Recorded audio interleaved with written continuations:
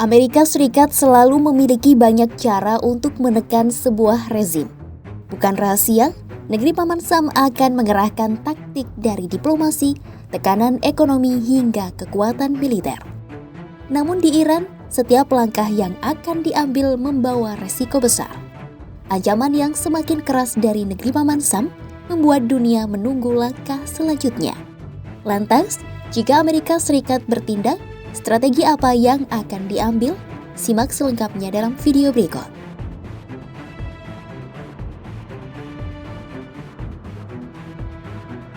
Melansir The Wall Street Journal, Trump berada di ambang intervensi baru di Iran yang berpotensi menyeret negeri Paman Sam dalam konfrontasi dengan Teheran. Saat ini, Trump disebut telah mengesampingkan negosiasi dengan Iran dan cenderung memerintahkan serangan militer. Meski belum mengambil keputusan akhir, Trump berulang kali mengancam akan menggunakan kekerasan jika pihak berwenang Iran menembak para demonstran di sana. Apabila Trump memutuskan untuk mengizinkan serangan, pilihannya untuk melakukan hal tersebut terbatas oleh perpindahan personil dan peralatan militer ke Karibia. Menurut pejabat Angkatan Laut, hanya ada 6 kapal perang Angkatan Laut Amerika Serikat di Timur Tengah. 6 kapal tersebut yakni 3 kapal tempur pesisir dan 3 kapal perusak.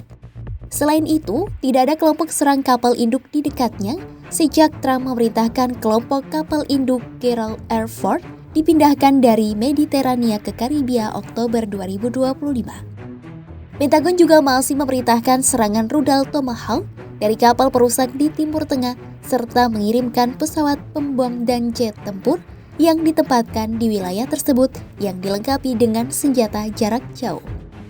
Menurut mantan pejabat senior pertahanan Laksamana Muda Purnawirawan John Miller, negeri Paman Sam tidak perlu memiliki aset maritim untuk bisa melakukan serangan di Iran.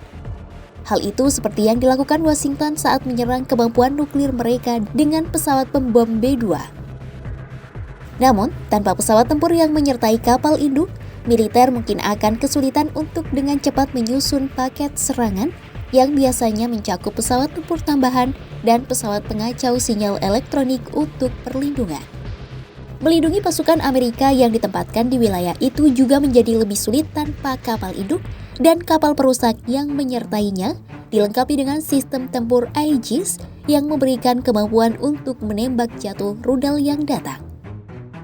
Namun, para pejabat dan ahli mengatakan Amerika Serikat masih memiliki kemampuan untuk mempertahankan pasukannya di wilayah tersebut dengan cara lain, termasuk baterai dan sistem pertahanan udara dari mitra regional di seluruh Timur Tengah. Sekretaris Pers Gedung Putih Caroline Leavitt sebelumnya mengatakan, serangan udara akan menjadi salah satu dari sekian banyak pilihan yang tersedia bagi Washington. Well, I think one thing President Trump is very good at is always keeping all of his options on the table, and airstrikes would be one of the many options that are on the table for the commander-in-chief.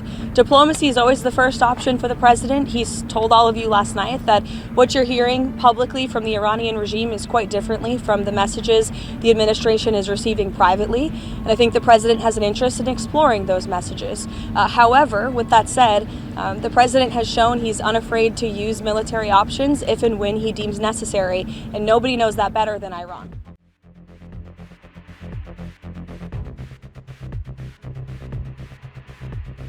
Di balik langkah intervensi Washington muncul pertanyaan, apa yang sebenarnya ingin dicapai pemerintahan Trump di Iran?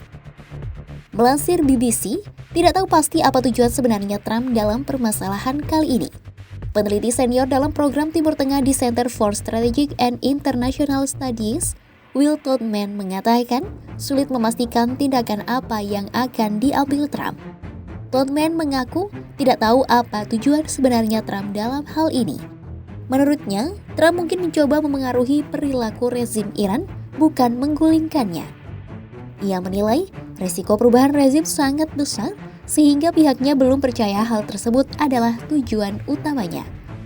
Pasalnya, lebih banyak konsesi dalam pembicaraan nuklir bisa jadi untuk menghentikan penindasan, bisa juga untuk mencoba menerapkan reformasi yang mengarah pada semacam pelonggaran sanksi.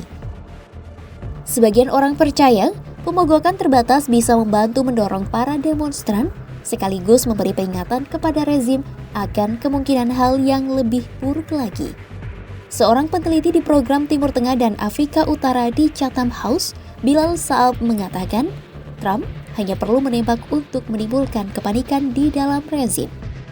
Menurutnya, serangan Amerika Serikat bisa membangkitkan semangat para demonstran dan mengalihkan perhatian rezim.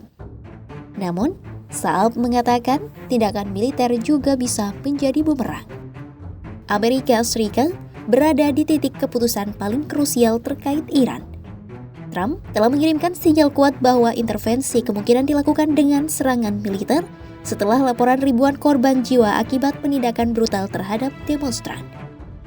Namun, kemampuan militer Amerika Serikat di kawasan saat ini tidak optimal dan resiko eskalasi sangat tinggi. Di samping itu, tujuan akhir dari kemungkinan intervensi Washington terhadap Iran pun masih tidak jelas.